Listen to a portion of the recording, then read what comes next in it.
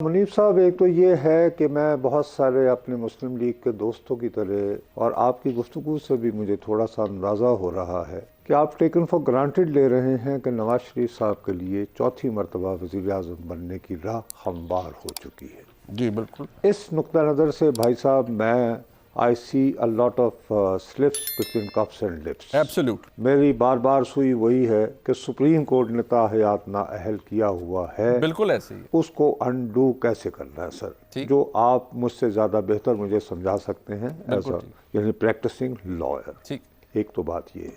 दूसरी बात यह है कि फ़र्ज़ किया मुझे कुछ ये एहसास हो रहा है कि शायद 8 फरवरी के इंतखाबात में हिस्सा लेने के लिए नवाज शरीफ साहब को फास्ट ट्रैक जो है गुंजाइश शायद न मिल पाए। अच्छा। देखिए ना जी, 54 दिन हैं, उसमें एतराज़ात होंगे, फिर हाई कोर्ट, फिर सुप्रीम कोर्ट। इतना फास्ट ट्रैक आपका अदालती निज़ाम किसी एक शख्स को, मेरी दानिश में, हो सकता है मोजज़े होते हैं और आजकल दुनिया भी फास्ट ट्रैक है, फास्ट फूड का दौर भी है, शायद हो जाए, लेकिन वो लगेगा भी ज़रा काफ़ी कि यार बहुत ही काली है ना, तो थोड़ी सी डिसेंसी भी होती है एक बात यार।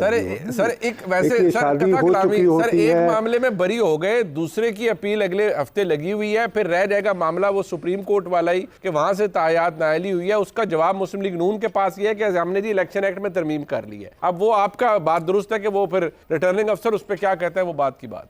सर, मैं एक दो अफराद के नाम, जाहिर है कि जो ऑफ द रिकॉर्ड होता है, बहुत हम तो पुरानी वजह के सहाफ़ी हैं, वो ऑफ द रिकॉर्ड होता है जी। मुझे काफ़ी जो लीगल्स हैं जिनकी लॉयल्टी जो है मियाँ साहब के बारे में, मुझे उसके बारे में इतना भी शुबा नहीं है। वो मुझे ये कहते हैं कि साहब जब भी हम सोचते हैं तो आपकी बात में वज़न लगता है। तो I think they are almost admitting it. मुझे लग रहा है कि जैसे पंजाब में एक मरतबा खोसा साहब आए थे, फिर शहबाज साहब आए थे, जी जी जी, शायद कुछ इस तरह का होगा। ठीक हो गया। दूसरी बात यह है जी कि बहुत कुछ डिपेंड करता है कि 8 फरवरी को क्या होना है। बहुत सारे लोग ये कह रहे हैं कि अगर आपने डिलीवर करवाना है मियाँ साहब को चौथी मरतबा उनके ज़रिए, तो साहब सादा अक्सरियत नहीं बल्कि भारी भरकम अक्सरियत उन्हें मिलनी चाहिए। बिल्कुल ठीक। क्या वो मैनेज हो सकती है, क्या वो 8 फरवरी के दिन मिल सकती है या नहीं, इट्स ये एक मेरी दानिश में एक्स फैक्टर है। अब फ़र्ज़ करें लो टर्न आउट होता है भैया 8 फरवरी के दिन जी, और एक स्प्लिट किस्म का मैंडेट आता है, तो उसमें आई सी इट एक्सट्रीमली डिफ़िकल्ट कि मियाँ साहब अपनी सियासी खेल और कैरियर के आखिरी इनिंग्स में ही would want to be known as an elected Anwarul Haq Kakar. अच्छा। तो मेरा ख्याल है कि वो शायद अनवारुल हक काकड़ 2 नहीं बनना चाहेंगे, जिनके साथ ये तोहमत भी लगी है कि वो इलेक्ट हुए। मेरा ख्याल है। मतलब आपको लगता है कि मियां साहब wouldn't want to be a compromised prime minister? मतलब सर, अगर मैं आपकी बात का प्रभाव हूं सर, कॉम्प्रोमाइज हो या ना हो, लेकिन वो स्पेस जरूर चाहेंगे। वो ये नहीं कहेंगे कि भाई साहब ये एक यानी मेरा रोज का एजेंडा किसी और ने तय किया हो। आजकल प्राइम मिनिस्टर हाउस में आपको पता है बाकायदा यानी कि 5 वेल प्लेस्ड लोग हैं जो डे का एजेंडा प्राइम मिनिस्टर के लिए तैयार करते हैं। जी सर। और वो ब्यूरोक्रेट्स नहीं है, ठीक है जी, और ना ही वो पॉलिटिकल अपॉइंटीज हैं। इससे ज्यादा जबान ना खुलवाएं, हम जारी रखें अपने प्रोग्राम। बिल्कुल सर, मैं भी चाहता हूं कि तो आई डोंट थिंक कि मियाँ साहब जी, आपकी बड़ी मेहरबानी भैया।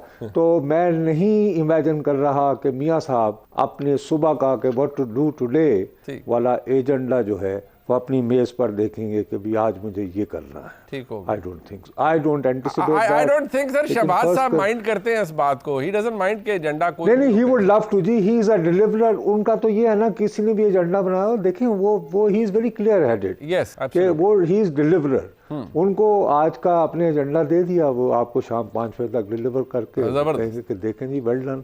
और वो वेरी गुड लेने के भी he likes to get these good marks. 5 number सफाई के उनके बारे में मैं सिर्फ मियाँ साहब की, मैं सिर्फ नवाज शरीफ साहब की, उनको सफाई तो बहुत ही उम्दा होती है, तो आप जानते हैं। बिल्कुल बिल्कुल है। तो मैं सिर्फ ये अर्ज कर रहा हूँ कि 2 चीज़ों को जोक्स अपार्ट अगर बहुत ही हम फोकस गुफ्तगू करें जी, तो नंबर 1 मेरा नहीं ख्याल कि अगर लो टर्न आउट आता है और एक स्प्लिट मैंडेट होता है, तो जिस हम सिविल सुप्रीमेसी की तो बहुत दूर की बात है, सिविल स्पेस को एक्सपैंड होगी। बिल्कुल ठीक। और अगर सिविल स्पेस एक्सपैंड होने का मैंडेट नजर ना आया 8 फरवरी के दिन, तो आई हैव सीरियस डाउट्स कि विद दैट स्पेस मियां साहब would want to become the prime minister for the ये दैट्स अ वेरी, ये बड़ा अहम पॉइंट है, ये बड़ा अहम पॉइंट है। अच्छा नुसरत जावेद साहब, ये हमने बहुत नारे तो सर बहुत सुने, आप तो उस्ताद है हमारे, आपने सारी उम्र अपने देखा है, नारे बड़े लगे, बयानिए बड़े बने। तो सर ये जड़ा नवा नारा है, मतलब पाक फौज जिंदाबाद,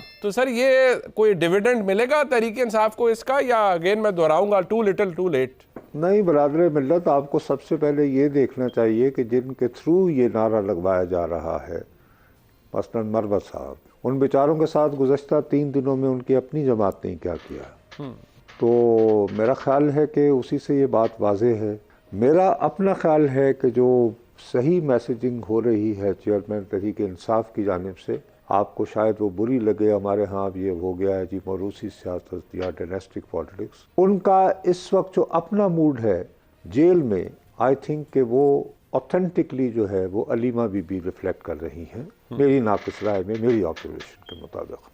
अच्छा, दूसरी बात यह है सर कि सुलह सफाई भी ताली की तरह 2 हाथ चाहती है। दूसरी तरफ जो पार्टी है साहब, उन लोगों ने अपने सीनियर तरीन अफसरों को, आप अच्छी तरह जानते हैं, फिर क्यों निकाला। जी जी। तो अगर उन्होंने अपने बंदे नहीं छोड़े, मैं इसको जस्टिफाई नहीं कर रहा हूँ, तो वो कहीं ना कहीं महसूस कर रहे हैं कि उनके खिलाफ there was conspiracy to topple them, to destroy the command and control structure. ऐसे ही है, बिल्कुल ऐसे। ठीक है ना साहब। तो अगर उन्होंने अपने लोगों को सजा दी और उसी की बुनियाद के ऊपर जो है वो, मैं उसको पसंद करूं या ना करूं, as a civil society promoter and democracy lover and वगैरह वगैरह वगैरह, एज अ पैसिफिस्ट, लेकिन प्योर पार गेम के हवाले से जिन पे आजकल ज़िंदगी तंग की जा रही है, जो लोग गायब होते हैं और फिर आके कभी चिल्ला काटने की दास्तान सुनाते हैं और कुछ और बातें करते हैं, ये सारी की जस्टिफिकेशन ये बन रही है ना सर कि एक साजिश हुई थी। जी जी। जिसका मतलब ये था कि कंट्रोल एंड कमांड स्ट्रक्चर को तबाह करना है, बिल्कुल डिस्ट्रॉय करना है। बिल्कुल ठीक। तो अगर वो अभी तक वो बयानिया या वो केस अभी तक प्रिवेल कर रहा है, तो मैं नहीं समझता कि इस तरह के नारे लगवाने से बात होगी। दूसरा एक और पहलू भी आई थिंक कि अतहर साहब ने बहुत इंपॉर्टेंट कहा है और उसको आप डिसरिगार्ड नहीं कर सकते।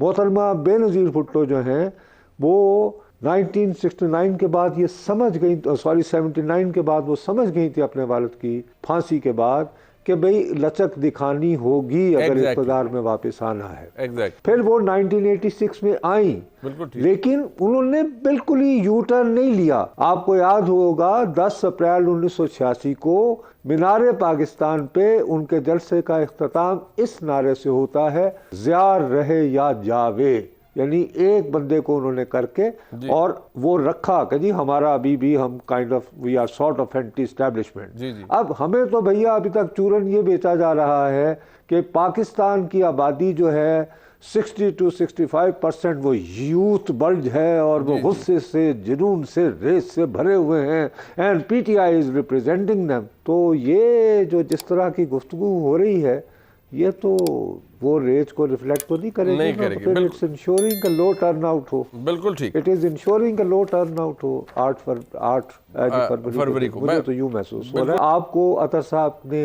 ये जो पॉइंट बताया है, हमें इस पर भी कड़ी निगाह रखनी चाहिए।